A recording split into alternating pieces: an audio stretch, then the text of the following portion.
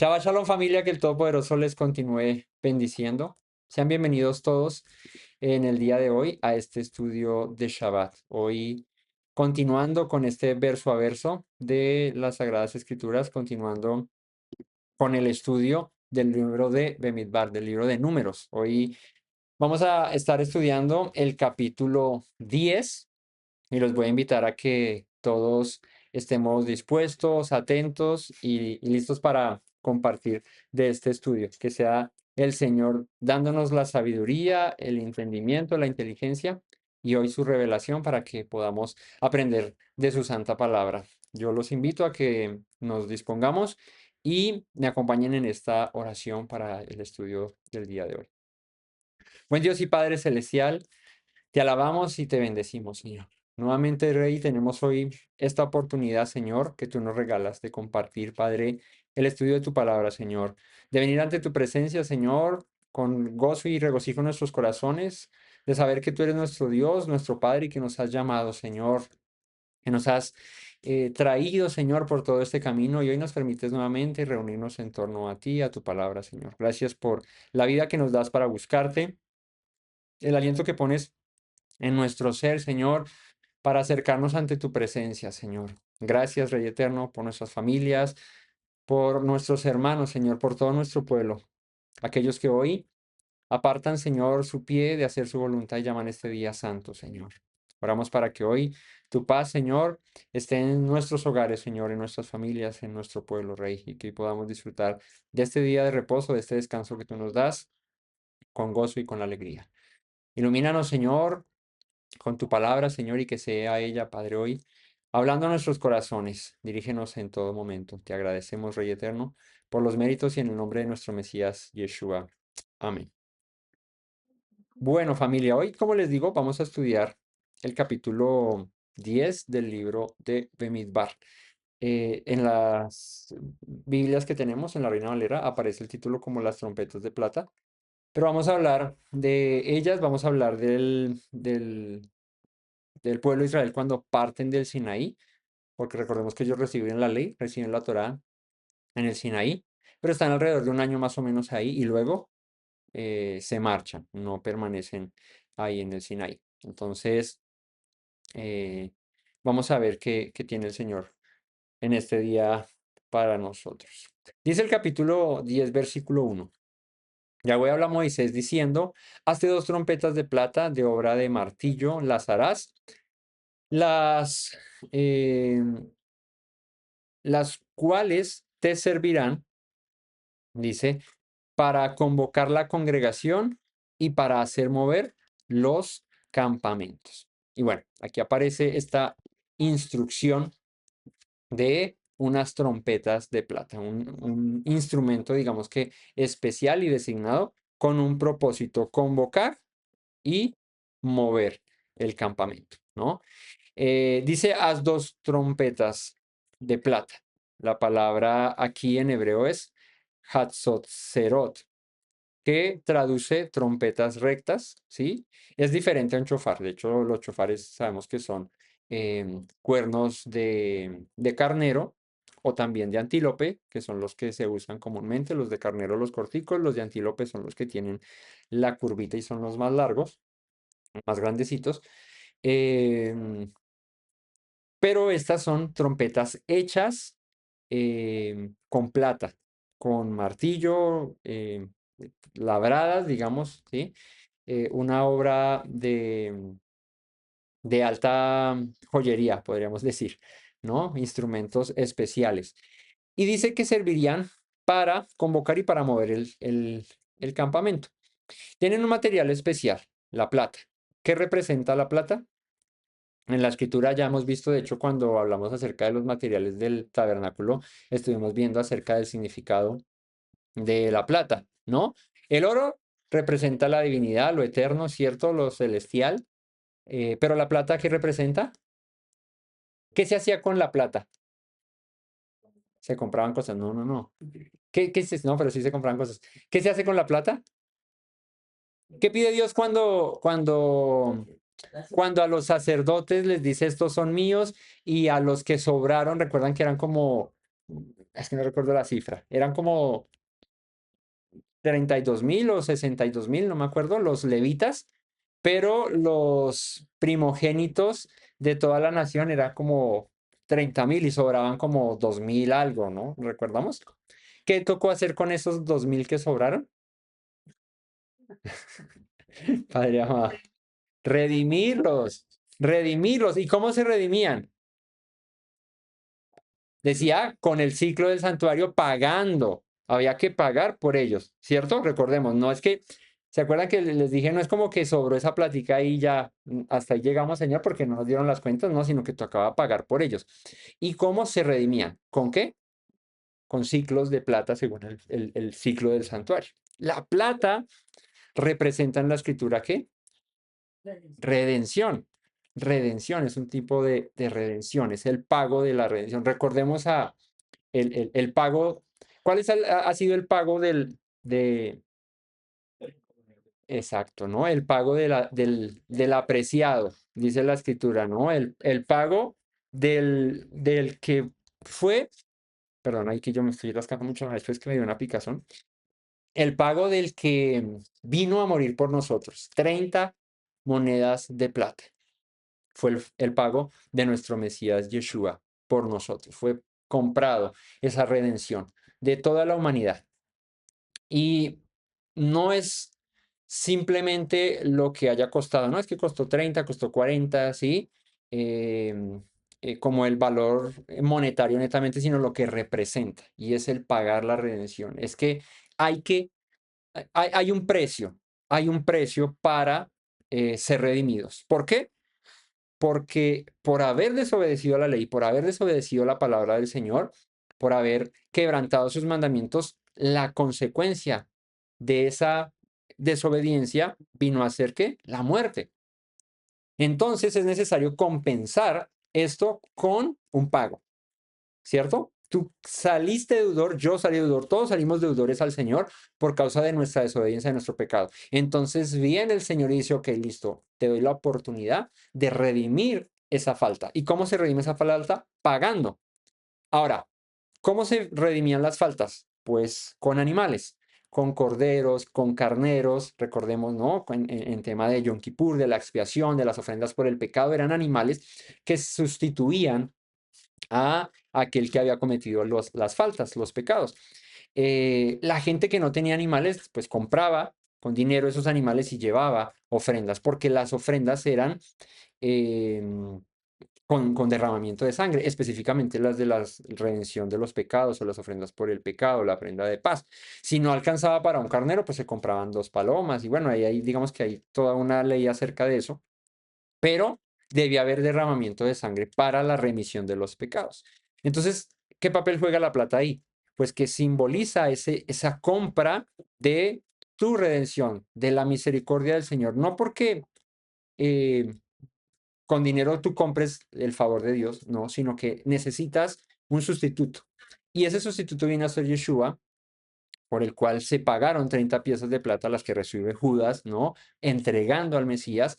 Pero eso, simbólicamente hablando, habla de ese pago de nuestra deuda, de nuestra redención. Y viene ahora él a ocupar el lugar de Cordero.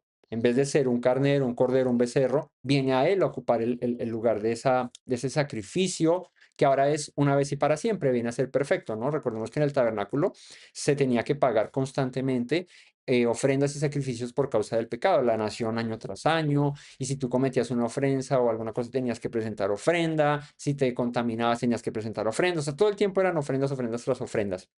Entonces, ¿qué sucede? Que viene el Mesías y suple esa necesidad de una constante ofrenda al Señor en cuanto al derramamiento de sangre para la expiación de nuestros pecados. Entonces se paga por eso y Él viene y muere por nosotros y nos da la oportunidad de ser restaurados delante del Señor. Entonces eso es lo que representa la plata. Ese es el símbolo de la plata. Redención. En hebreo la plata se dice kesef y esto es lo que nos instruye la escritura. Ahora, no eran instrumentos musicales, no era como una trompeta de la cual las que conocemos, ¿no? ¿Han visto una trompeta de una orquesta? Las trompetas de las orquestas tienen esas tres, ¿cómo se llaman esos? No son botones, esos se llaman como, se me fue la paloma. No, pero tiene tres, no, no, no. Bueno, eso tiene un nombre, pero se me fue. Que cuando tú los hundes, pues da determinadas notas, ¿no? Entonces, si hundes dos, si hundes uno, bueno. Yo nunca he tocado una trompeta, pero digamos que en lo más básico, en la práctica funciona así. Estas no, estas eran trompetas como las de tipo, ¿han visto las películas medievales? Sí, cuando llegaban los reyes, que eran unas trompetas largas que tenían aquí colgado el estandarte, ¿cierto? Y sonaba como a una sola nota o dependiendo la acomodación aquí en la boquilla, pero no tenían esos pistones o esas cositas, no sé, cómo se llaman. Eran trompetas que se usaban para convocar a asamblea, reunión al pueblo, ¿no? En festividades, en todo eso ahorita vemos, pero también para mover el pueblo, que ahorita vamos a ver que el campamento se va a empezar a desplazar, van a dejar el Sinaí y se van a mover a otra ubicación y esas se usaban para llamar al pueblo a moverse. Recordemos, ¿no? Y pongámonos en contexto.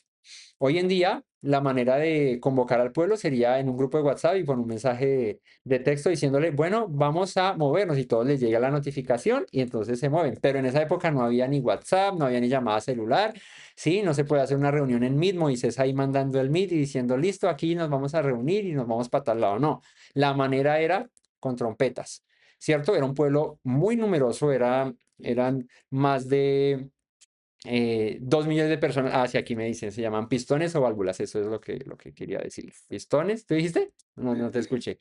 ¿Pistones o válvulas? Eso es lo que tiene esa trompeta. Entonces, eh, el pueblo era tan numeroso que era necesario llamarlos o manejar tan grande multitud con este tipo de instrumentos. Entonces, el Señor manda hacer estas trompetas, perdón, para que el pueblo supiese en qué momento moverse, en qué momento era tiempo de reunión, ¿no? Empezaba el Shabbat, que venían las lunas nuevas, que venían las festividades, XY. Entonces, se ponen esos instrumentos para este fin. Entonces, em, podemos ver propósito de convocar, de llamar a los líderes, de señalar la marcha. También se usaban para anunciar la guerra, el momento de la guerra, y también para recordar al pueblo delante de la presencia del Señor. Ahorita vamos a ver un poquito de esto. Así que el pueblo no se movía porque le parecía, Moisés decía, bueno, ya es tiempo de movernos, hagámosle. No, había que esperar la instrucción y obviamente todo esto con la dirección del Señor, con la nube cuando se movía, pero si había alguno despistado, escuchaba la trompeta y decía, hombre, nos están llamando, espera a ver, ¿qué dice? Ah, para marchar. Uy, no, ese sonido es para que vayamos a la festividad. Ah, no, ese sonido es que está llamando a los líderes, ¿sí? De acuerdo al toquido, ¿no? Si era más largo, si era más corto, si era como de alarma, ¿verdad? De esta manera se hacía. Pero entonces la instrucción aquí es, el pueblo no se va a mover cuando quiera, se va a mover cuando el Señor lo ordene y se hacía en orden y bajo una instrucción clara. O sea, era entendible para todo el mundo. O sea, no era como que sonó la trompeta y yo no supe qué fue lo que se quiso decir, no, era todo el mundo sabía de qué había que hacer, cuál era el paso a seguir luego del sonido de la trompeta. Entonces, cuando las tocara en verso 3, toda la congregación se reunirá ante ti a la puerta del tabernáculo de reunión. Mas cuando tocaren solo una, entonces se congregarán ante ti los príncipes, los jefes de los millares de Israel. Cuando tocareis alarma, entonces moveréis los campamentos de los que están acampando al oriente. Y cuando tocareis alarma, la segunda vez, entonces moverán los campamentos de los que están acampados al sur. Alarma tocarán para sus partidas, pero para reunir la congregación tocaréis, mas no con sonido de alarma. Entonces aquí ya nos da una pista y nos dice cómo era la manera de tocar la trompeta. Entonces dice, toca la trompeta y se reunirá la congregación delante del tabernáculo. Las dos trompetas. De más que en su fabricación, en su manera de hacer, una de pronto tenía un sonido particular y la otra otro sonido particular. Que las dos, al tocarlas juntas, pues se identificaba que estaban sonando dos trompetas y no solamente una. Pero también dice más, cuando tocares solo una de aquellas dos, tenía seguramente un sonido particular, porque si sonaban iguales, pues era más complicado saber si están sonando dos o sonando una, ¿no? Por ejemplo, cuando nosotros tocamos el chofar, mi cuñado tiene un chofar un poquito más pequeño, el que yo tengo es un poquito más grande y no es por la estatura, sino porque así son los chofares que tenemos. Y cuando los tocamos, si ustedes se percatan del sonido que dan ambos, suenan distinto.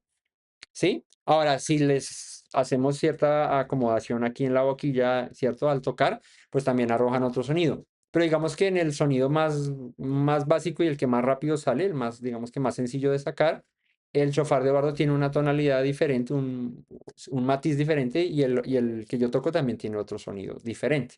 Entonces, los dos al unísono suenan, digamos que en una armonía bonita, pero se alcanza a percibir que tienen un sonido diferente. ¿Sí? A eso me refiero. Si tocaban una trompeta, solamente una, dice, entonces la congregación, perdón, se congregarán delante de ti los príncipes y los jefes de Israel. Entonces sonaba la trompeta y decía, están llamando a los líderes. Entonces iban los líderes y a donde estaba Moisés, donde estaba Aarón allá, y seguramente era para dar instrucciones. Pero si sonaban las dos trompetas a la vez, entonces todo el pueblo debía reunirse frente al tabernáculo de reunión. Imagínate la movilización de toda esa nación, tiempo de reunirnos. ¿Y para qué se hacía? Pues para reunirse para el tiempo de las festividades, para las ofrendas, para el Shabbat, bueno, para lo que hubiese que hacer una convocación masiva de toda la nación, pues se tocaban así las dos. Y dice, y cuando tocaréis alarma, entonces está el sonido que ustedes han escuchado cuando uno toca el chofar, que es el sonido largo, extendido de una sola vez, ¿cierto? Con un mismo aire, sin interrumpir el aire del toque. Pero también está el sonido de alarma. En el chofar, si lo traemos a esto, pues el chofar tiene tres sonidos, tequía, terúa y shevarim. Estos tres sonidos tienen la particularidad de un toque especial. Entonces, el terúa, que es el que más conocemos por el tema de la festividad de Yom Teruah, de la festividad de las trompetas, es el que es interrumpido. Es un toquido que tradicionalmente se toca, se sopla el shofar y se interrumpe 9 veces. Se hace el ti, ti, ti, ti, ti, ti, ti, ti, ti, ti, ti, ti, ti, ti, ti. Bueno, no sé si ahí conté 9, ustedes contaron ahí, pero se toca de esa manera. Ese es el terúa. Eso es una señal de alarma. O sea, cuando tú escuchas una trompeta, ¿cierto? Que suena ti, ti, ti, ti, ti, ti, ti, ti, ti, ti, ti, como la alarma de un carro que no es y se queda así, sino empieza a hacer varios sonidos, es para alertar. Entonces ahí dice, cuando tocaréis alarma, que de hecho la palabra es terúa, que representa clamor, aclamación de alegría, grito de batalla. Esa es la palabra que se traduce aquí como alarma. Entonces, tocaréis terúa, tocaréis alarma. Entonces, moverán los campamentos de los que están acampando al oriente. Cuando tocaréis alarma, la segunda vez, entonces moverán los campamentos de los que están acampando al sur. ¿Qué quiere decir esto? Recordemos, hoy otra vez viene el quiz, ¿cierto? Hace como 15 días les hice quiz de ubicación del campamento de los hijos de Israel, de las tribus, de cómo estaban. Ya esa era la segunda vez que lo veíamos, hoy es la tercera vez que volvemos a ver el tema de los campamentos, ¿cierto? Y sonaba la alarma. Entonces dice, los que estaban al oriente. ¿Al oriente quién estaba? Al oriente es a la entrada del tabernáculo, o sea, donde acampaba Moisés también y Aarón. ¿Pero qué tribu estaba al oriente? ¿Ah? No, no, no. ¿Qué tribu estaba al oriente? Judá. ¡Ay, Judá! Dios mío, cierto. Judá acampaba al oriente. Eso, muy bien. Judá acampaba al oriente. Entonces dice, cuando toquen la alarma se moverán los campamentos del oriente. Entonces se movía Judá. ¿Y con quién estaba Judá? Isaacar y Zabulón, muy bien. Con Isaacar y Zabulón. Ahí estos se movían. Benjamín, todos. En algún momento le van a pegar a Benjamín, ya ahorita que vamos y cuando ahí le pegan, ¿cierto? El problema es que, el problema es que Benjamín no era una tribu de las principales de las cuatro, ¿sí? Bueno, entonces Judá, cuando toquen la alarma, se moverá Judá junto con Isaacar y Zabulón en conjunto. Pero dice, si tocan alarma segunda vez, se moverá el campamento del sur. Si están parados en el oriente, Judá, ¿cierto? A la izquierda, parados en el oriente, no mirando al oriente, sino parados al oriente, a la izquierda estaba el sur. ¿Qué campamento estaba al sur? Muy bien, Rubén, gracias, ya lo encontramos ahí. Ah, Rubén, y bueno, ¿y con Rubén quiénes estaban? No, no, Simeón y Simeón e Isaacar. Rubén, Simeón y Isaacar estaban ahí. Entonces, se movían, me corrigen, ¿no? Pero sí, no, sí estaba. No, no, no, espérese. Judá, Isaacar y Zabulón. Rubén, Gad y Neftalí. Sí. Luego, al occidente, a la puesta del sol, Efraín, Benjamín y Manasés. Y al norte, Dan. Ah, Dan está con Neftalí. Entonces, Dan, Neftalí y Aser. Entonces, con Rubén estaban Simeón y, y bueno, corríjanme porque ahora yo fui el que me corché solo. Bueno, ustedes no, es Rubén, Simeón y Gad. ¿Sí? Rubén, Simeón y Gad. Entonces al norte estaban Dan, Neftalí y Aser. Muy bien, listo. Ya lo repasamos, ya los tenemos entonces. Entonces, Rubén, Isaacar y Zabulón, perdón, Judá, Isaacar y Zabulón, oriente. Rubén, no. Rubén, Gad y Simeón. Al sur, muy bien. Al occidente, Efraín, Benjamín y Manasés. Y al norte, Dan, Neftalí y Aser. ¿Listo? Otra vez.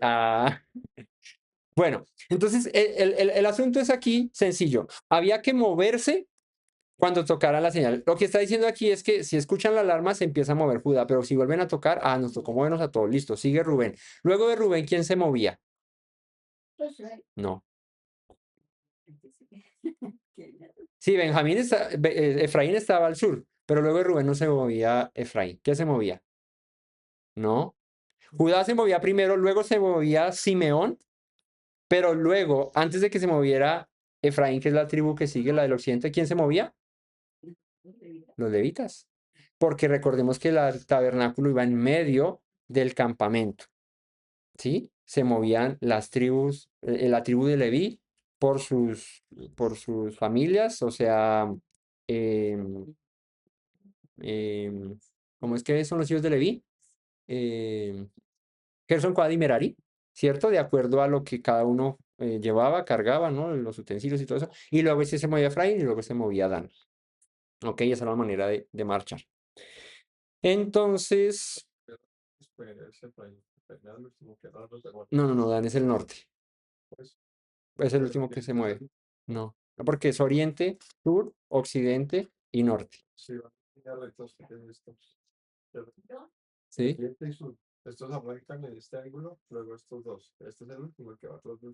No, Dan era el que guardaba la retaguardia. Sí, mírese ahí, verá. Sí, porque el orden es así. O sea, oriente, luego se movía al sur, luego el occidente y luego el norte, que era el último. Entonces,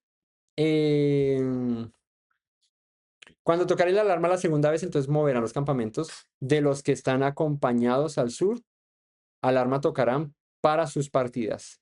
Pero para reunir la congregación tocaréis, mas no con sonido de alarma. Entonces ahí era claro. ¿Sí? Debía tocarse la trompeta con alarma para mover el campamento, pero con sonido normal, sin alarma, para congregar a la nación, al pueblo, frente al tabernáculo. Entonces, los tipos de sonido era toque largo, reunión general, asamblea general no de las Naciones Unidas, sino de las tribus unidas, ¿cierto? Luego, Toque corto, alarma era movimiento del campamento, ¿sí? Pero si se tocaba solo una trompeta, príncipes y líderes del pueblo se convocaban, se reunían. Entonces, ¿qué principio encontramos en esto? Pues no todas las señales eran iguales, ¿sí? No todo el sonido era igual, así que el Señor daba dirección específica para situaciones específicas. Esto es interesante porque nos puede dar una luz o un entendimiento aquí, una interpretación, y es que no toda, eh, ¿cómo se dice? No toda palabra del Señor o no toda voz del Señor requiere o representa una misma instrucción. Me explico. El Señor habla de diferentes maneras a nuestra vida y no todas significan lo mismo. Hay momentos en los que el Señor nos habla y nos dice, quédate quieto, no te muevas, estás de ahí, ahí es donde el Señor dice, es tiempo de moverte, es tiempo de salir. ¿Sí? Hay tiempos donde dice el Señor, haz esto, haz aquello, ¿cierto? Pero ahí está el aprender a escuchar e identificar mejor, e identificar la voz del Señor. Aprender cómo es que el Señor habla. No solo escuchar el ruido, el asunto, sino aprender a discernir y decir, ok, el Señor me está hablando con esto. Y me refiero al ruido es porque en diferentes situaciones, en etapas de nuestra vida, buscamos la dirección del Señor, queremos, y hay mucho ruido alrededor de eso. Cuando digo ruido es que hay muchas voces, hay mucho, sí, ¿de dónde agarro? Este me dice esto, este me dice aquello, y probablemente con buenas intenciones, con buen deseo, pero en realidad en medio de ese ruido, de ese ruido, perdón, debo aprender a discernir cuál es la palabra del Señor, porque al final de cuentas esa es la guianza y la voluntad que Él quiere para mi vida y lo que quiere que yo asuma y el camino que quiere que yo tome. Entonces, el pueblo debía estar atento a que dependiendo del sonido, había una instrucción que seguir. Entonces, imagínate que tocaran una sola trompeta y se reuniera todo el pueblo y Moisés, ¿qué pasó aquí? ¿Quién lo llamó? Ah, ¿cierto? Solo llamé al pueblo, solo llamé a los líderes. ¿Ustedes qué hacen aquí? ¿Van para su casa? Pues qué pena, ¿no? Que le pasaron uno a eso, ¿cierto? Llegara despistado aquí, ¿qué pasó? O llegara con las armas, ¿y dónde están los enemigos? ¿Y quién dijo que enemigos? Estamos hablando de aquí una reunión de líderes o llamamos fue al pueblo a orar y llegaron con la... ¿Sí me hago entender? Entonces, aprender a escuchar. Esa es la clave de esto. Las trompetas fueron diseñadas para que el pueblo supiera los tiempos, los momentos, pero la clave estaba en el escucha. Fíjate que volvemos otra vez a Deuteronomio 6:4. Shema Israel.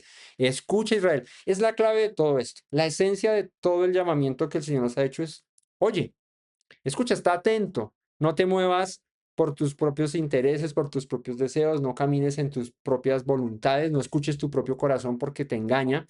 Tus pensamientos a veces, nuestros pensamientos nos traicionan, nos engañan, nuestros deseos, nuestras intenciones a veces nos juegan una mala pasada. Entonces, ¿qué debemos hacer? Estar atentos a la voz del Señor, escuchar su voz y andar conforme a eso. Versículo 8. Dice, y los hijos de Aarón, los sacerdotes, tocarán las trompetas y las tendréis por estatuto perpetuo por vuestras generaciones, cuando saliereis a la guerra en vuestra tierra contra el enemigo que os molestare, tocaréis alarma con las trompetas y seréis recordados por Yahweh vuestro Dios y seréis salvos de vuestros enemigos y en el día de vuestra alegría y en el día de vuestras solemnidades y en los principios de vuestros meses tocaréis la trompeta sobre vuestros holocaustos, sobre los sacrificios de paz y os serán por memoria delante de Yahweh, yo, Yahweh, vuestro Dios. Fíjate que aquí la instrucción se amplía un poco más. Entonces, primero, ¿quién tocaba las trompetas? No cualquiera, los sacerdotes. Los hijos de Aarón estaban llamados a tocar esas trompetas. ¿Por qué? Porque, bueno, esa era la instrucción del Señor, pero porque el entrenamiento, la dirección, obviamente la tenían ellos, la tenían que tener muy clara. Porque imagínate que llegaran enemigos y tocaran la trompeta mal. Ahorita vamos a leer un pasaje donde, que está en Corintios, donde habla de que si la trompeta diere un sonido incierto, ¿sí? Entonces, el asunto aquí es, la instrucción era clara, los hijos de Aarón deben tocarla y ellos debían estar capacitados para tocarla de la manera adecuada. en la forma correcta en la que debía tocarse. Entonces, Moisés daba la instrucción, vamos a convocar al pueblo. Ellos tenían que salir y tocar las trompetas y dar el sonido correcto, exacto, para que el pueblo entendiera, nos están llamando en una convocación, que nos reunamos, ¿cierto? No, que llama a los líderes. Entonces los sacerdotes salían y tocaban la trompeta y los líderes eran convocados, ¿no? Entonces debían saber específicamente cómo, cómo sonar, ¿no? Cómo tocar aquel sonido. Que llegó la guerra, que entonces toca la señal de alarma y que el pueblo identifique que vienen los enemigos, que prepárense para la guerra, ¿no? Entonces, no cualquiera la tocaba por eso y porque era algo muy sagrado y era, digamos que era la manera de transmitir la instrucción, la ordenanza del Señor a toda la nación. Entonces no se paraba Moisés a gritar ahí, reúnanse todos, no, tocaban la trompeta, ¿no? Entonces era la voz de Dios llamando a su pueblo, en otras palabras, tocada por los sacerdotes. Entonces, ese sonido estaba ligado netamente al sacerdocio, a la dirección del Señor. En la guerra, pues las trompetas, fíjate que yo al principio de la enseñanza les dije que uno de los propósitos de las trompetas era hacer memoria del pueblo delante del Señor. Y qué bonito es esto. O sea, es un instrumento de plata que representa la redención y que cuando se tocaba para la guerra hacía memoria delante del Señor de que ese era su pueblo. No como que el Señor se le olvide que Israel es su pueblo, sino más bien una señal para nosotros como pueblo, para el pueblo de Israel como nación, de que cuando sonaban esas trompetas al tiempo de la guerra, el pueblo supiese, Dios está con nosotros, Dios pelea la batalla por nosotros. Y Dios como varón de guerra se ponía en pie y luchaba por su pueblo, a favor de su pueblo. Entonces, en la guerra, las trompetas recordaban al Señor el pacto que había hecho con su pueblo, ¿sí? Así que era un instrumento muy especial, muy sagrado, que no solamente hacía mover el campamento, sino que también traía a memoria el pacto del Señor para con su pueblo. También se tocaba, dice aquí, en las fiestas, en los comienzos de los meses, o sea, en los Rosh Hodesh, se tocaba sobre vuestros holocaustos, cuando se presentaban las ofrendas, sobre los sacrificios de paz, y cuando se presentaban esos holocaustos y se tocaban las trompetas, dice aquí, os serán por memoria delante de Yahweh, vuestro Dios, yo, Yahweh, vuestro Dios. La palabra aquí por memoria es Sicrón, que traduce recuerdo, traduce eh, conmemoración, monumento, recuerdo, recordativo. O sea, cuando esas trompetas suenen, eso quiere decir que Dios está a favor de su pueblo, que recuerda el pacto que hizo, que no lo olvida. Sí, y vuelvo, insisto, no es porque se le olvide, sino que todas estas cosas al final de cuentas eran para el pueblo. O sea, claro, Dios da la instrucción para que se haga y conforme a esa instrucción, pues serán bendecidos si la obedecían.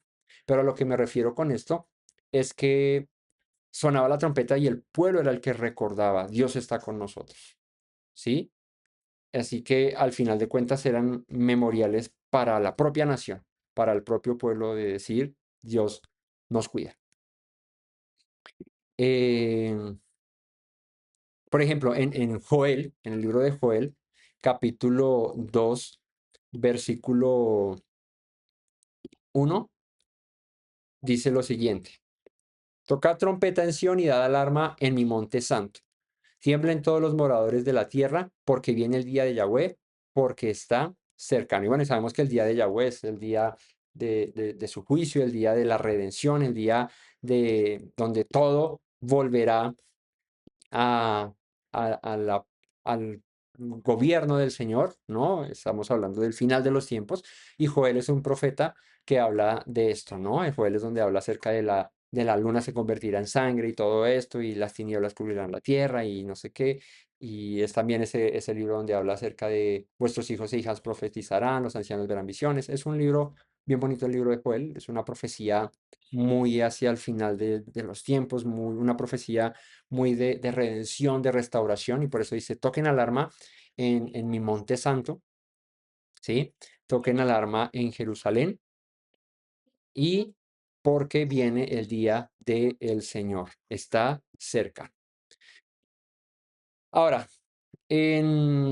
vamos a Primera de Corintios, capítulo 14, que dice, a ver si un poquito antes, capítulo 14, Primera de Corintios, capítulo 14, versículo 6. Vamos ahí a ese. No voy a hablar del tema que va a tocar aquí como tal, pero sí como del concepto de lo que quiero hablar. Ahora pues, hermanos, si yo voy a vosotros hablando en lenguas, ¿qué os aprovecha si no os hablare con revelación o con ciencia o con profecía o con doctrina? Dice el apóstol Pablo, está hablando acerca de esto. Ciertamente las cosas inanimadas que producen sonido, como la flauta o la cítara, está hablando de instrumentos musicales, si no dieren distinción de voces, ¿cómo se sabrá lo que se toca con la flauta o con la cítara? Ahí es donde les decía, si no se sabe exactamente en un grupo musical, si no tocas la nota que es, ¿cierto? Pues que, ¿cómo sabes que estás tocando aquella canción? ¿No? Tú sabes que una canción se toca por cierta nota. Si arrancas por otra, de una vez como que, uy, no, esa no es la nota, estás tocando otra canción. Entonces, digamos que es la referencia que está haciendo Pablo y está hablando acerca de que si él va y habla en lenguas extrañas y no hay revelación, no hay ciencia, no hay profecía, no hay doctrina, o sea, no hay una enseñanza tras ese hablar, pues de que aprovecha, ¿no? De la misma manera, si una flauta, que es un instrumento inanimado, dice acá, no produce el sonido por sí sola, necesita de que alguien la toque y haga que ésta produzca un sonido y de acuerdo al toque de la flauta que tiene esos huequitos, al taparlos da ciertas notas. Si no se distinguen las voces que da, estás en si eso es un do, eso es un re, eso sí, si hablamos en notas musicales, ¿cómo se sabrá lo que se toca con la flauta con la cítara? Entonces dice el versículo 8, si la trompeta diere sonido incierto, ¿quién se preparará para la batalla? Y ahí está citando directamente a estas trompetas de plata, a lo que habla del toquido de la alarma, de que si la alarma no se daba correctamente, pues cómo se preparaba la gente para la batalla si no sabían que era tiempo de batalla. Así también vosotros, dice el versículo 9, si por la lengua no diereis palabra bien comprensible, ¿cómo se entenderá lo que decís? Porque hablaréis al aire. Tantas clases de idiomas hay seguramente en el mundo y ninguno de ellos carece de significado, pero si yo ignoro el valor de las palabras, seré como extranjero para el que habla y el que habla será como extranjero para mí. Bueno, y ahí está hablando acerca de las lenguas y está hablando acerca de todas estas cosas, pero aquí el punto es, el apóstol Pablo nos dice, la trompeta tiene que dar un sonido correcto, el instrumento debe dar la nota que es para el momento que es. Si no da esa nota, si no da ese sonido, y ahí es donde dice el sonido incierto, ¿verdad? Entonces, ¿cómo atenderán al llamado? Entonces, si tú vas a predicarle a alguien, pero no vas con un sonido claro, ¿cierto? Si no vas con una mezcla ahí, con una vuelta bien extraña y vas a hablarle a alguien, pues la persona no va a entender. Ahora, por ejemplo, si vas y le hablas a alguien en una lengua que no conoce, pues ¿cómo le vas a predicar el mensaje? Puedes tú saber muchos idiomas, pero imagínate que vas a predicar a Italia y llegas hablando alemán. Pues por más cerca que estén, de pronto no te van a entender. ¿Me hago entender? O vas a predicar aquí nomás en tu propio país, en Colombia, pero llegas hablando chino, pues no vas a dar ningún mensaje, entonces nadie va a entender. El asunto aquí, más allá del tema de las lenguas, que no es el punto de hoy, el tema es si la señal que se da, si el mensaje que se da, si el llamado que se hace no se hace correctamente, no se hace con la nota que es, con la tonalidad que es, la modulación que es, el sonido que es, pues no se va a entender.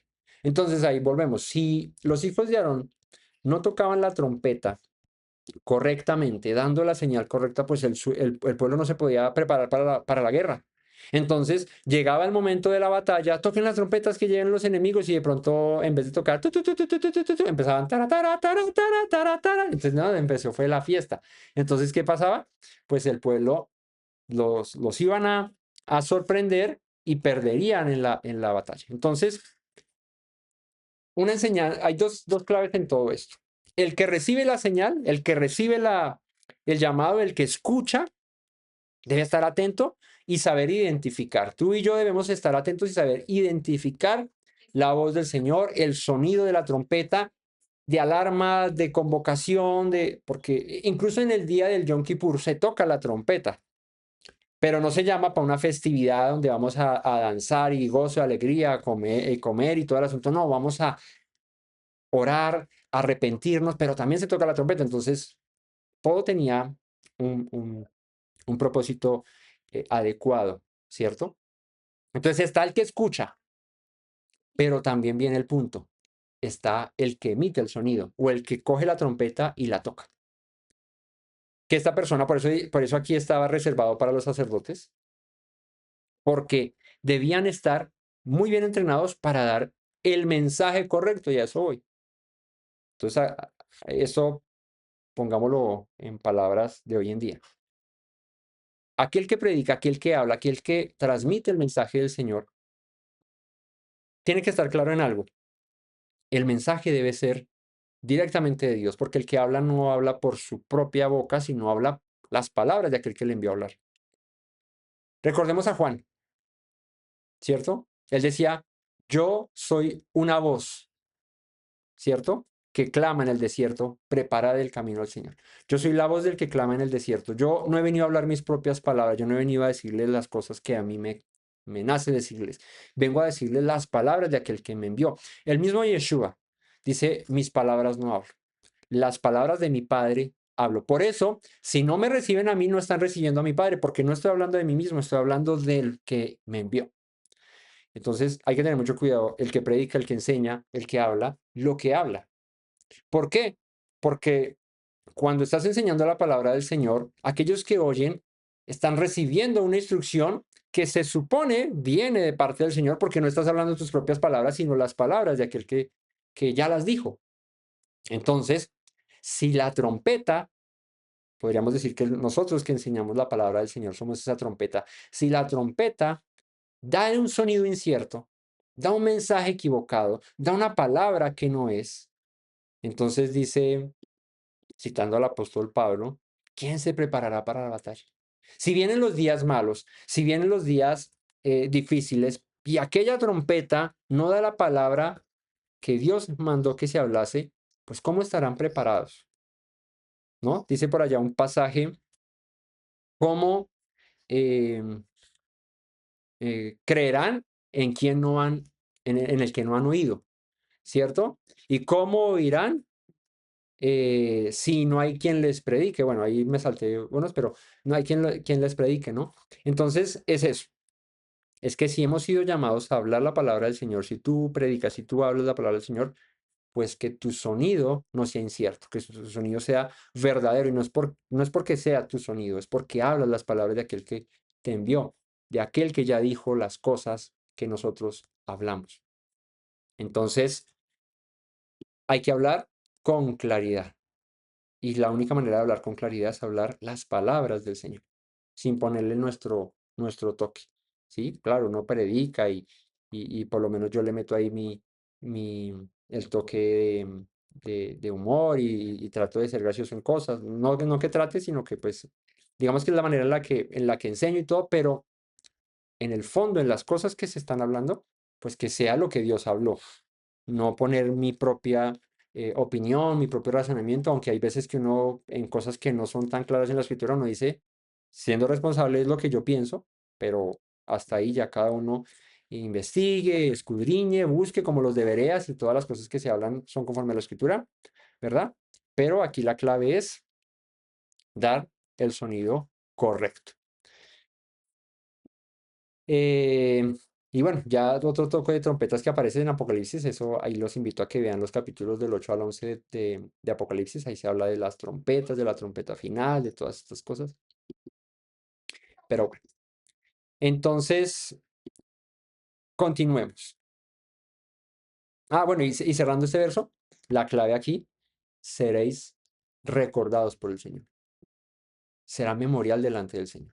Claro, cuando tú das un mensaje correcto, cuando tú das un sonido cierto, no incierto, sino cierto, una palabra enviada delante del Señor, pues ¿qué va a pasar con aquel que escucha? Será recordado también delante del Señor.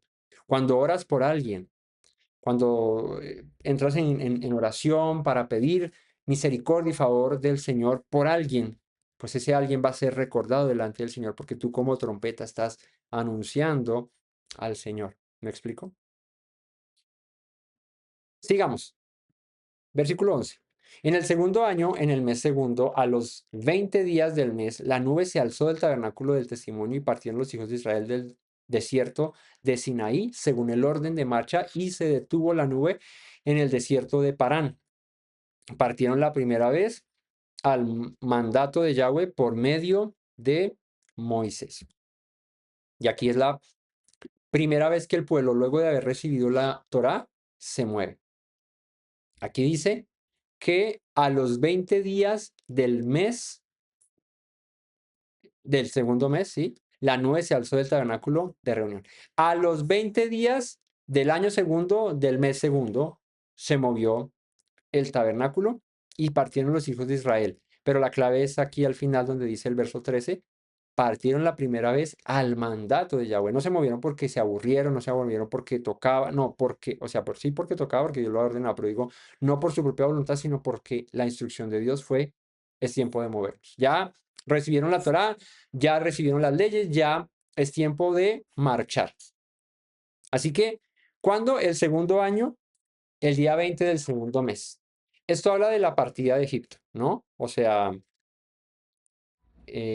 no es que hayan durado 2 años en el desierto. Ese segundo año es, pues, al mes segundo del segundo año, luego de haber salido de Egipto. O sea, cuando inició el segundo año, ahí movieron. O sea que en realidad Israel estuvo casi un año ahí, porque ellos salen el mes 14, el mes uno, el día 14 de Egipto, en Pesaj.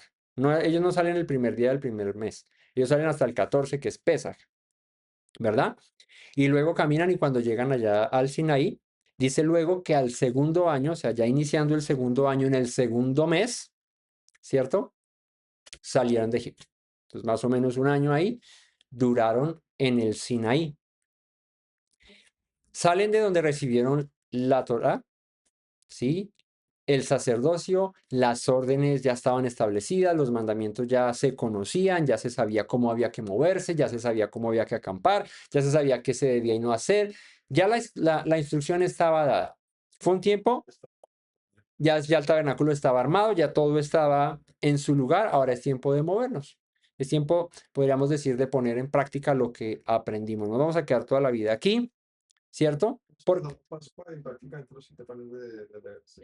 Exacto. Porque Pesach, porque Pesach, sí, ya voy a eso. Porque el Sinaí, podríamos hablar que representa em, ese, esos primeros pasos, esa instrucción, ese nacimiento de la nación, ese comenzar de un pueblo que estaba, que era esclavo y que ahora era libre y que ahora había recibido unas leyes, unas instrucciones de parte del Señor. ¿Mm?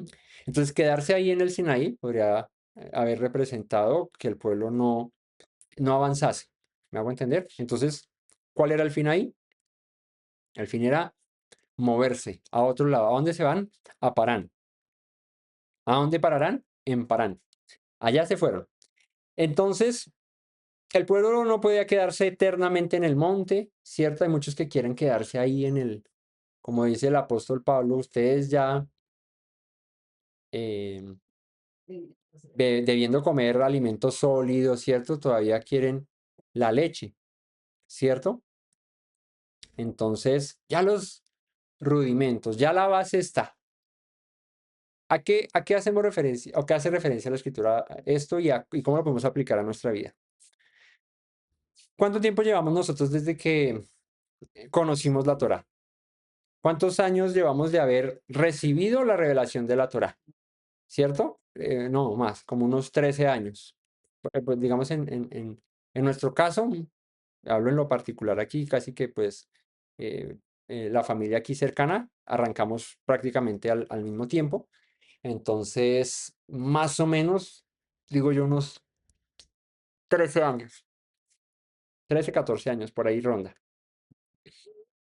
De ese tiempo acá, o sea, recibimos la Torá, recibimos la instrucción. La pregunta es, ¿por qué permanecer en el monte todavía diciendo, no es que no entiendo esto, es que todavía no, es que todavía, ¿sí? ¿Por qué no hemos hecho caso? ¿Por qué no hemos andado ya en las instrucciones y en los mandamientos que el Señor nos dio? Eso es lo que representa moverse del Sinaí. Dios dijo, un año, listo, suficiente. Ya recibieron la instrucción, hicieron todo. Mírate que Israel nos echó 30 años construyendo el tabernáculo. No es que no entendimos bien las medidas, no, o sea, dieron la instrucción y hágale manos a la obra y toca hacerle porque ya la instrucción está dada. Así nos movemos. No es que llevamos 5 años, no nos hemos podido organizar porque yo quiero partir primero, yo quiero salir de segundo. No, ya la instrucción fue dada, cúmplela, hazla. Porque la demora en todo siempre es la obediencia. O sea, lo que retrasa tu bendición, lo que retrasa que el Señor bendiga grandemente a su pueblo es la obediencia, o más bien la falta de obediencia. Cuando el pueblo no hace la voluntad del Señor, pues eso retrasa todo. Por el contrario, cuando tú actúas y vas directo a la raíz, al meollo del asunto y te pones juicioso a hacer lo que Dios te mandó que hicieras, pues el camino está adelante para ir a Canaán. ¿Qué retrasó al pueblo en el desierto? La desobediencia. La falta de fe, la incredulidad, eso retrasó al pueblo en el desierto. O sea, habiendo podido entrar a Canaán rápidamente, se quedó estancado en el desierto por causa de la desobediencia, por la falta de fe. Y emuná es creer, confiar, obedecer. Eso es emuná. Entonces, la reflexión para nosotros hoy en día es qué esperamos para cumplir lo que Dios nos dijo que cumpliésemos si ya hace 1, 2, 3, 4, 5, 6, 7, 8, 9, 10, 14, que creo que en esta congregación pues fuimos los primeros que iniciamos en esto, por poner el tiempo más largo, hace 14 años o 13 que ya recibimos la instrucción, ¿por qué aún seguimos dilatando el cumplirla? ¿Por qué todavía le metemos peros al asunto? Porque si sabemos hacerlo bueno no lo hacemos. O sea, ¿cuál es el asunto? ¿No? Estamos retrasando la entrada, si hablamos eh, simbólicamente en esto, a la tierra prometida, a la bendición que Dios tiene para nosotros. Pero ¿qué ha retrasado todas esas cosas? Nuestra dureza de corazón, nuestra falta de humildad y de reconocer, sí, Señor, debo hacer tu voluntad, debo seguirte. Y seguimos quejándonos y diciendo, pero ¿por qué me pasa esto? ¿Por qué pasa aquello? Y nos damos cuenta que los que estamos retrasando todos somos nosotros mismos, porque la instrucción está puesta adelante. Solamente obedécela, solamente hazlo. Hay que ponernos en movimiento. Ya es tiempo de despertar y ya no pueden pasar los años de los años de los años y cada año diciendo lo mismo, pero qué pasa que no guardamos Shabbat, pero qué pasa que no celebramos las festividades, pero todavía en esas ustedes haciendo cosas que yo no les mandé que hicieran. O sea, ¿por qué es tan, sí, porque es tan difícil y porque tantas veces debemos, o el Señor, no nosotros, el Señor debe repetirnos lo mismo para que nos demos cuenta de que estamos haciendo las cosas mal y que Él ya hace tiempo habló, ¿no? Ahorita viene la época en la que todos los santos años mencionamos el mismo tema, pero ¿por qué? Porque vuelve y pasa lo mismo, llega la época de diciembre, llegan las celebraciones que nada que ver con la instrucción y con la Torah que el Señor nos dio, porque son festividades que no tienen nada que ver con lo que Dios dio, pero todavía hay que estar recordando y hay que estar diciendo, hombre. Entonces ahí es donde uno debe poner en la posición de lo que dice Pablo en 2 Corintios 13:5 por ahí. Examinaos a vosotros mismos y probaos. Porque al final de cuentas, pues cada año uno ve la Torá, cada año uno la estudia, pero si uno sigue cada año llegando a lo mismo, y se da cuenta de que no ha avanzado, pues examínate a ti mismo, pruébate a ti mismo si estás en la fe o en realidad has reprobado todos estos años y no has hecho nada con tu vida, espiritualmente hablando, ¿no? No has avanzado, no has crecido, ¿verdad? Todavía te cuesta y todavía es difícil el tema de guardar el Shabbat. Todavía te cuesta y todavía es difícil el tema de comer kosher, por ejemplo. O todavía te cuesta y te es difícil el guardar las festividades del Señor y no guardar las que no te mandó el Señor. ¿Me hago entender? Todavía nos cuesta eso, todavía nos es difícil, entonces reflexionemos nosotros mismos porque al final de cuentas nosotros somos simplemente una voz que está hablando las palabras del Señor, pero el que da cuentas a Dios al final del tiempo eres tú y soy yo, en lo independiente. Entonces, la enseñanza es ponte en movimiento, es tiempo de partir ya. Recibiste la Torah del pueblo, apenas recibió la instrucción del tabernáculo, lo armó, lo erigió, acamparon como era, estaban listos y solamente esperando que sonara la trompeta, listo, nos movemos. ¿Y cómo? Ya sabemos. Parte Judá, parte Rubén, parte Efraín, parte Dan, y así arrancamos con los levitas en medio, y el arca se recoge así, las cortinas, los palos, y nos movemos. Y el Señor dijo estas instrucciones y estas cosas, pues las obedecemos y las hacemos. Eso es lo que representa moverse del Sinaí. No te quedes toda la vida ahí en el Sinaí, esperando que Dios te revele la instrucción que ya te reveló, que ya te dio. Lo que pasa es que nosotros, por nuestra incredulidad o por la dureza de nuestro corazón, por nuestro orgullo, por las razones que ya conocemos, no queremos hacerla. Entonces ahí sí ya, pues la responsabilidad recae en ti netamente y que el Señor pues tenga misericordia de nosotros porque no va a ser toda la vida de la misma manera. Ten la certeza de que hoy tienes vida, tienes esperanza de cambiar. Hoy tienes la oportunidad de dejar de hacer lo que no es correcto delante de Dios y de hacer lo que Dios te ordenó que hicieras. Dar gracias a Dios que tienes vida para hacerlo, que tú y yo tenemos vida para hacerlo. Darémosle gracias al Señor, pero no que pase otra vez mañana, y volvamos al siguiente año y en las mismas. ¿No? Es lo que siempre hablamos en el Yom Kippur. Yo digamos que de alguna manera, eh, digamos que escueta lo digo, cada vez que lleguemos al Yom Kippur, pues que no lleguemos con los mismos pecados, arrepintiéndonos de lo mismo, porque qué sentido tiene, o sea, si seguimos en la misma, pues no. Ahí es donde no es el punto, pero digamos que es la reflexión que hago y es, pues, innovemos. No innovemos en pecados como que, pero sí es como que, oye, llevo 10 Yom Kippur diciéndole, Señor, perdona mi orgullo y mi altivez, y 10 años pidiéndole perdón por la misma cuestión porque no soy capaz de dejarla. O Señor, perdóname porque como lo que se me antoja y yo la verdad ese mandamiento no lo entiendo porque qué mal tiene el cerdito. Y llevo los 10 años pidiéndote perdón por lo mismo porque llega el Yom Kippur y llega ese sentimiento de, sí, la embarré, pero vuelvo y la embarro en lo mismo, pues ahí es donde les digo, pues innovemos, seamos creativos, pequemos en otra, no mentiras, no es que pequemos en otra cosa, pero sí seamos creativos en eso y no le traigamos los mismos pecados al Señor, porque pues imagínate, ¿qué le dijo a la mujer adúltera, a la que fue sorprendida ya? Vete y no peques más, o sea, si te vuelven a pillar en un adulterio, seguro que te apedrean y ahí sí, ya que, no, pero es que el Señor, ¿cierto? Entonces, dice la escritura, 70 veces cae el justo y 70 veces el Señor le levanta, ¿no? ¿O 7 veces? 7 veces cae el justo y 7 veces el Señor le levanta. Pero ¿a qué refiere eso? Un justo es una persona que anda en justicia, que hace verdad, que practica la verdad, la justicia, ¿no? Entonces, ¿me hallan ahí compartiendo? ¿Son 70? No, es 70 veces 7 perdonar. Sí, pero creo que por eso son 70, En- porque te como que Ok. Entonces, el asunto es eh, un justo. ¿Qué es un justo? El que sigue la palabra, ¿no? Pero dice que cae, claro, el justo también cae, tropieza, pero, pero tropieza. ¿Te parece lógico que tú vas caminando y hay una piedra y te tropiezas y te caes y te pegas con esa piedra? Y al siguiente día vuelves y sales y te pegas con la misma piedra. Y toda la semana sales y te pegas con la misma piedra. O estás muy obstinado en querer pasar por el mismo lado y pegarte con la misma piedra, ¿cierto? O mejor coge una pala, alguna vaina y coge esa piedra y quítala, o no vuelvas a pasar por ese lado para que no te sigas tropezando, porque qué sentido tiene uno pegar, pegarse con la misma piedra todos los días. A eso es a lo que voy. El pecado al final de cuentas es una piedra en nuestro camino. ¿Y qué sentido tiene darle y darle y darle y darle y darle el mismo? ¿Sí? Agárrate a golpes con la misma pared todos los días. Pues no, pues pasa por otro lado para que no te tropieces con esa piedra o no te...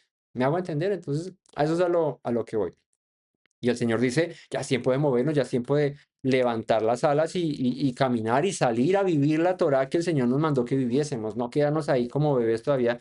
Y mi mamila, ¿dónde está? Y la mamila viene a ser el que otra vez toca enseñarle que el Shabbat se guarda, otra vez hay que enseñarle que hay que comer bien, otra vez hay que enseñarle que las festividades hay que guardarlas, otra vez hay que enseñarle que hay que amar al prójimo, otra vez hay que enseñarle que hay que perdonar, y otra vez, pues, hombre, si eso ya o sea, ese es el 2 más 2 de nosotros. O sea, cuando llegamos a la Torá, claro, recién entrados nos tocó aprender y todavía seguimos aprendiendo muchas cosas. No quiero decir que ya.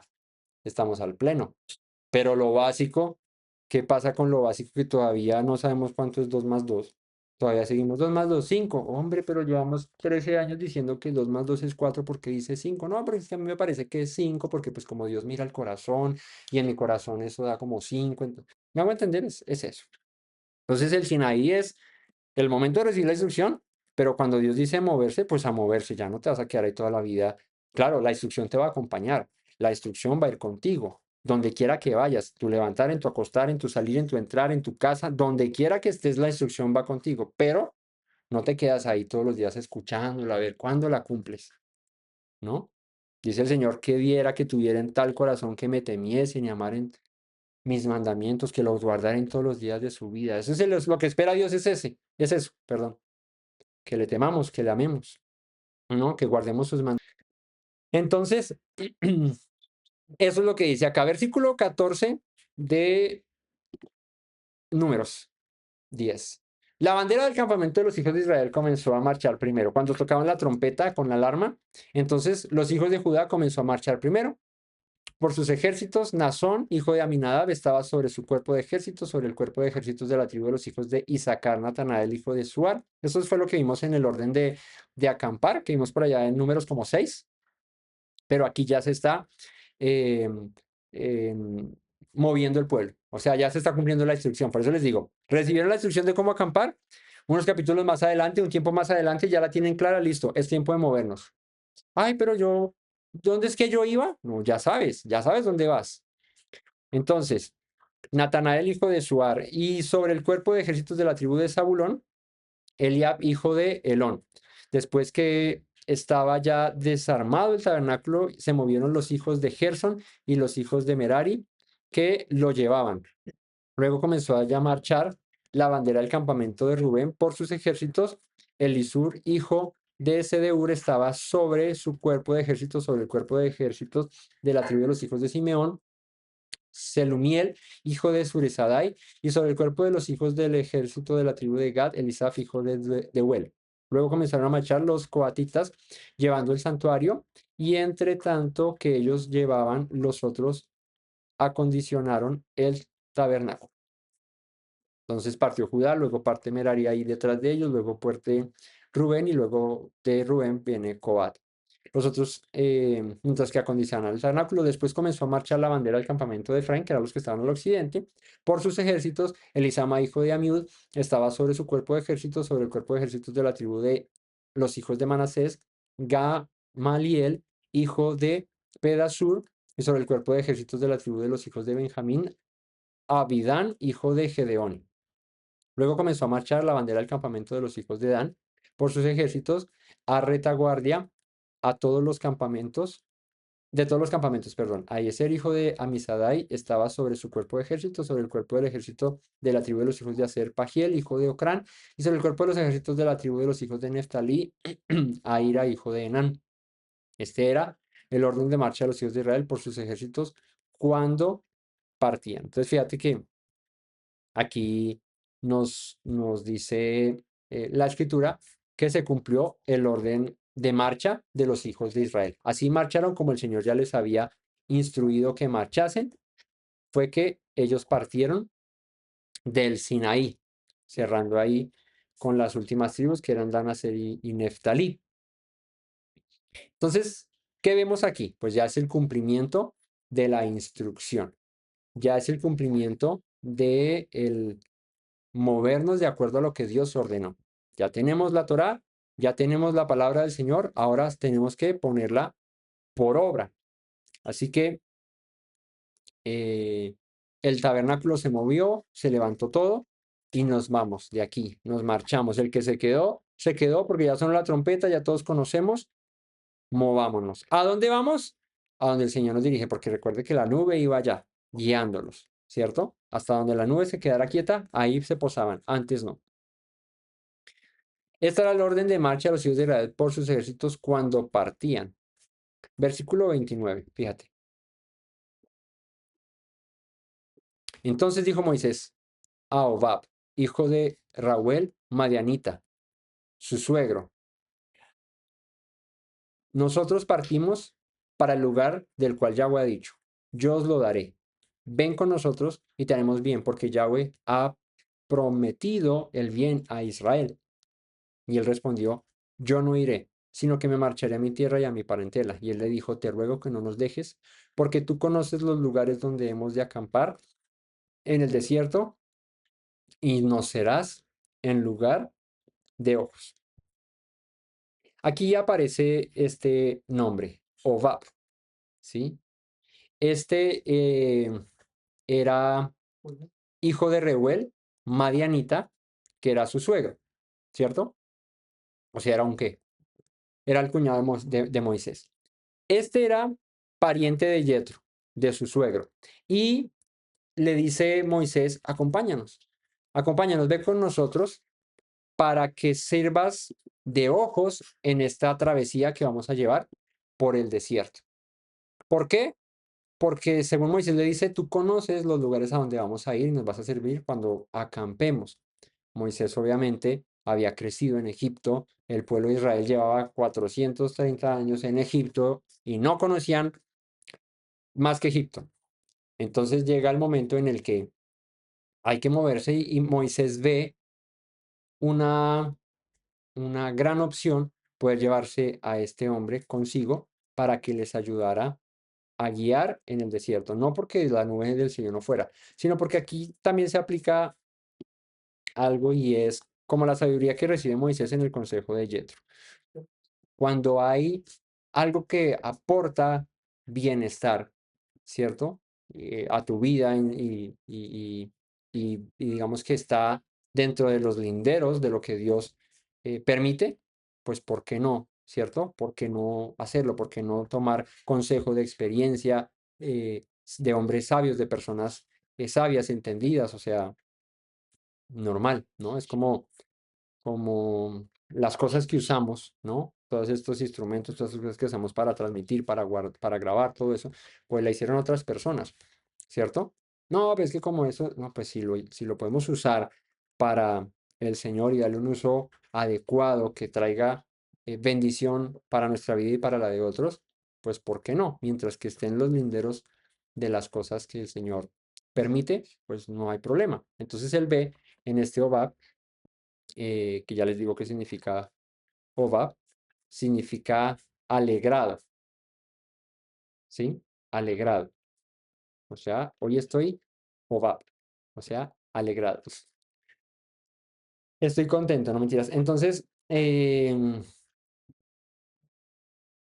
este hombre los iba a acompañar. Sé que había sabiduría humana, terrenal, conocimiento de la tierra, de donde iban, y dirección celestial, que era la nube que los guiaba, que era el Señor. Entonces, no había problema en eso. Moisés ve que este hombre conoce el desierto, que los puede ayudar a hacer sus ojos, a decir, mire, por aquí, ta, ta, ta, ¿cierto? Tengan cuidado con esto, tengan cuidado con aquello, porque ellos iban a una tierra desconocida para ellos. Entonces, ¿por qué no un guía? Como cuando vas a recorrer un páramo o un lugar así donde si te metes solo te pierdes, entonces lleva un guía para que ya transitado esas tierras te ayude. Así que podríamos decir que la fe y la obediencia a Dios no excluye la sabiduría que Dios le ha dado a los mismos hombres, aunque teman o no a Él, y más bien complementa eso. O sea, al final de cuentas, yo no sé si el que eh, descubrió la matemática o la manera de hacer los cálculos creía o no en Dios, de más que sí, no sé, pero en algo sí tenemos seguridad y es que eso nos sirve a nosotros. Y esa sabiduría que fue dada, o como la medicina, muchos hombres médicos seguramente hasta ateos serán, pero eso no implica que no acudamos a un médico para una enfermedad que tengamos, ¿me hago entender? Entonces, es entender que Dios da sabiduría al hombre. Dios da, o sea, si un hombre tiene el potencial de hacer las cosas que hoy hace es porque Dios lo ha permitido así. Y al final de cuentas, eso resulta en bienestar y beneficio para toda su creación, para los que le temen y para los que no. Y si tú le temes, pues aprovecha esas herramientas, esas cosas que el Señor ha permitido que otros descubran para buenas obras. Sería la enseñanza de este Obab aquí que los iba a acompañar. Versículo. Padre, ahí ¿Mm? Entonces, sí, sí, según lo que aparece en Jueces 1:16, los hijos de Jetro, del suegro de Moisés, sí fueron con el pueblo de Israel y estuvieron con ellos. Entonces seguramente sí arrancaron en la caminata que emprendieron hacia Canaán. Em, Versículo 32 dice, y si vinieres con nosotros cuando tengamos el bien de Yahweh, que nos ha de hacer, nosotros te haremos bien. Si al final de cuentas, el suegro de Moisés, sus hijos, su familia, conocieron al Dios de Israel, o sea, conocieron al Dios de Moisés y supieron, es un Dios poderoso. Moisés les dice, vengan con nosotros, háganos bien, que cuando Dios nos haga bien a nosotros, les haremos bien a ustedes, ¿no? Entonces, partieron del monte de Yahweh, o sea, del Sinaí, camino de 3 días, y el arca del pacto de Yahweh fue delante de ellos, camino de 3 días buscándoles lugar de descanso. La nube de Yahweh iba sobre ellos de día desde que salieron del campamento. Entonces, aquí nuevamente, la presencia del Señor iba delante. ¿Qué estaba haciendo la presencia del Señor? ¿Qué es lo que quiere el Señor para sus hijos? ¿Qué quiere? Sí, pero ¿qué dice ahí? ¿Qué es lo que quiere? Salió la presencia del Señor y el arca anduvo delante de los hijos de Israel. ¿Para qué? Ah, no, ahí al cierre del 33. ¿Para qué salió el arca adelante? Dice, buscándoles lugar de descanso. Eso es lo que quiere Dios para nosotros. ¿No dice ahí ese pasaje? ¿Cómo dice ese pasaje que al final dice, y hallaréis descanso para vuestras almas? ¿Cómo arranca ese pasaje? Que se me vino acá a la mente. Ayúdenme a buscarlo ahí. Pongan así, y hallaréis descanso para vuestras almas, pero al principio del pasaje dice otra cosa. No lo recuerdo ahorita, no lo tengo aquí bien citado. Pero ese es el fin. Dios quiere para nosotros, para sus hijos, que descansemos, que reposemos. Y la presencia del Señor delante va buscando reposo, buscando descanso para sus hijos. Él quiere el bienestar para nosotros, ¿sí? Entonces, dice, dice acá, la nube iba sobre ellos de día, desde que salieron del campamento.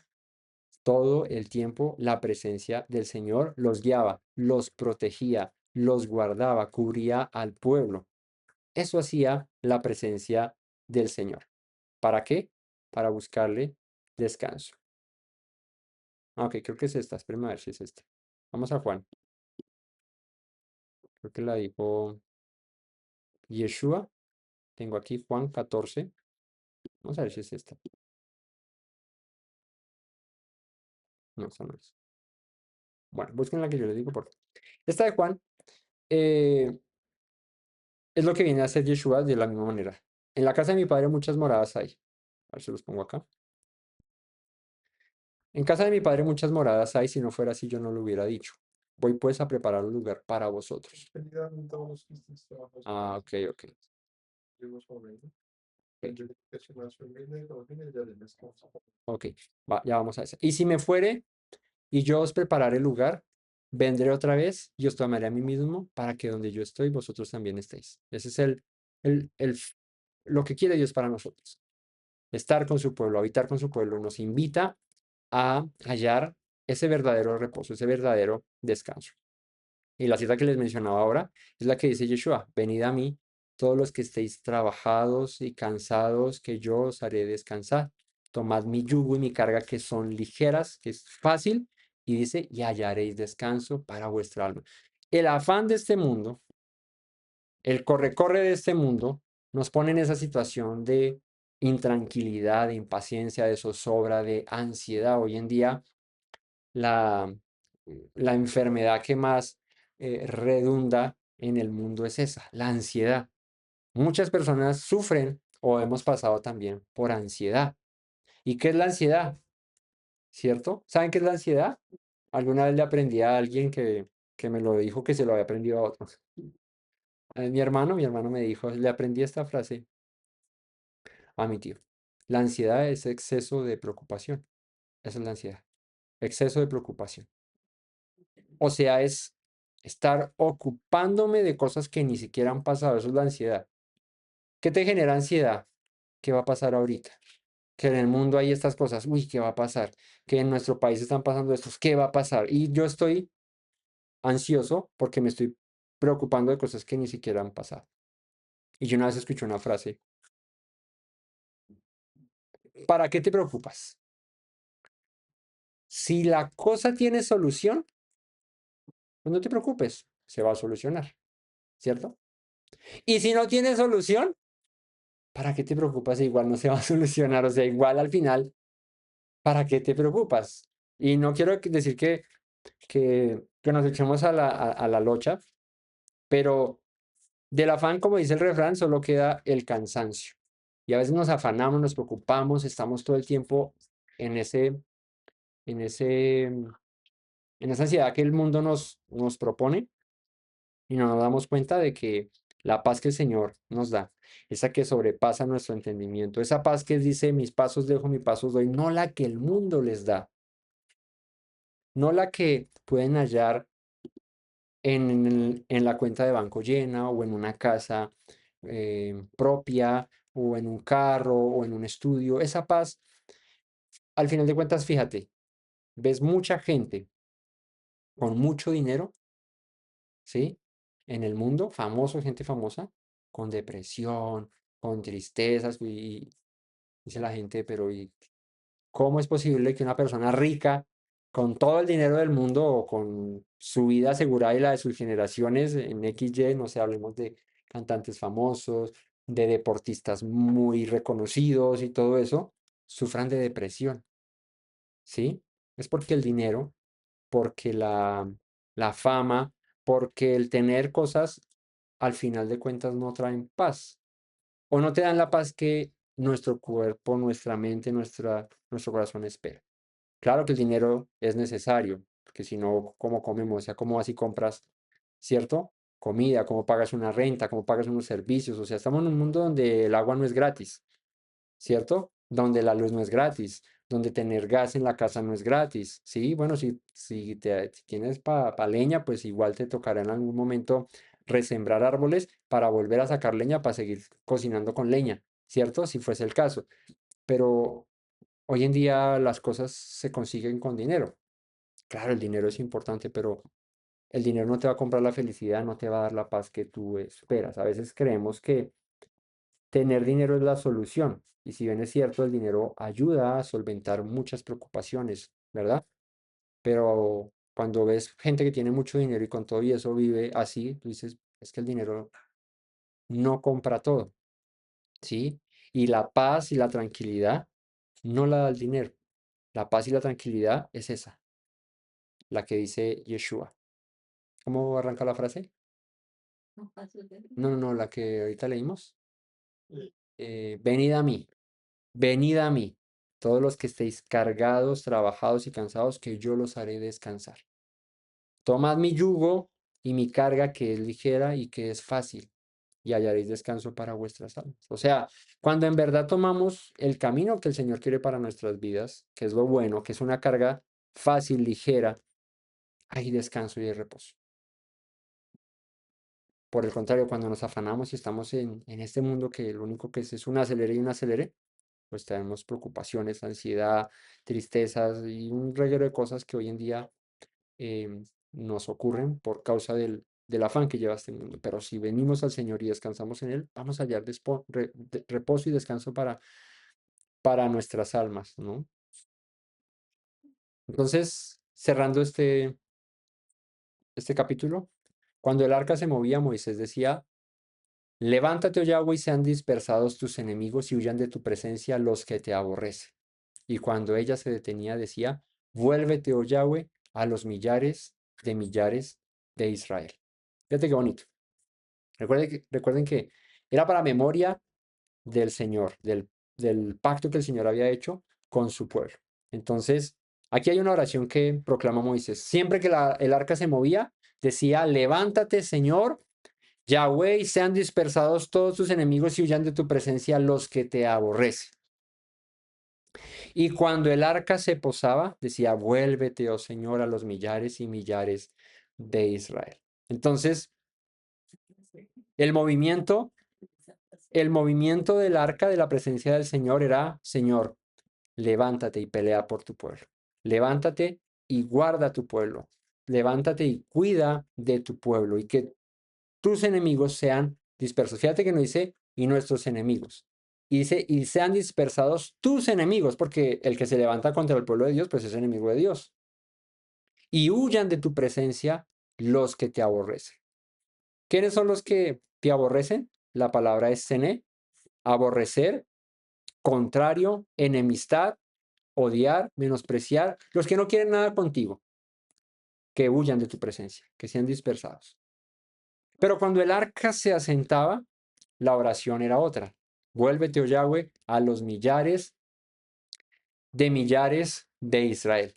¿Qué significa esto? Señor, luego de que tus enemigos son dispersados y das la victoria, Señor, vuélvete a nosotros, Señor. Danos ese descanso, danos ese reposo, Señor. Permanece con tu pueblo, guarda a tu pueblo, sustenta a tu pueblo. Así que cada inicio y cada pausa en nuestra vida debe tener una oración. Encomienda al Señor tu camino. Vas a arrancar listo, Señor, ve delante de mí. Pero cuando llegues a salvo, cuando estés bien, Señor, vuélvete, Señor, y permanece fiel a tus palabras, Señor, está conmigo. Entonces es como ese en tu entrar, en tu salir, en tu levantar, en tu acostar, en todo momento, que la presencia del Señor esté con nosotros. Así que familia, que el Todopoderoso hoy sea o haya más bien hablado a nuestros corazones, nos haya dado la sabiduría para entender su palabra y que esas palabras queden ahí grabadas como sello, como marca en nuestro corazón, en nuestro brazo, sobre nuestra frente. Sean palabras que traigan vida a nosotros. Delante está la bendición. Solamente hay que obedecer para poder recibirla. Solamente hay que caminar en pos de aquel que nos llamó de las tinieblas a su luz. Solamente hay que oír el sonido de la trompeta, estar atento a la instrucción y caminar conforme a ella. Es tiempo de despertar, de movernos, de salir del Sinaí. Es tiempo de poner en práctica toda la instrucción, toda la Torá que hemos recibido durante mucho tiempo y ya dejar a un lado nuestra dureza de corazón, nuestra incredulidad, nuestra falta de fe y empezar a caminar conforme a los mandamientos del Señor, para que Él se levante, disperse a sus enemigos y para que se vuelva a nosotros y nos guarde y nos proteja siempre. Que el Todopoderoso les bendiga en este día de Shabbat, que les dé un resto de descanso y de Shabbat en paz. Y no olviden las palabras que dijo nuestro Mesías Yeshua: si permanecen en mis palabras, serán verdaderamente mis discípulos y conocerán la verdad, y la verdad los hará libres. Shabbat Shalom a todos. Me presento nuevamente, mi Rey, mi buen Señor. Mis pasos se han desviado, necesitan dirección. En tu amor me he refugiado, Yeshua, pues así al Padre puedo hoy decir. Me presento nuevamente, mi Rey, mi buen Señor. Mis pasos se han desviado, necesitan dirección. En tu amor me he refugiado, Yeshua, pues así al Padre puedo hoy decir: Abba, Padre, Baruch atah, Señor Dios nuestro Rey de eternidad. Abba, Padre, Baruch atah, Adonai Eloheinu melech haolam.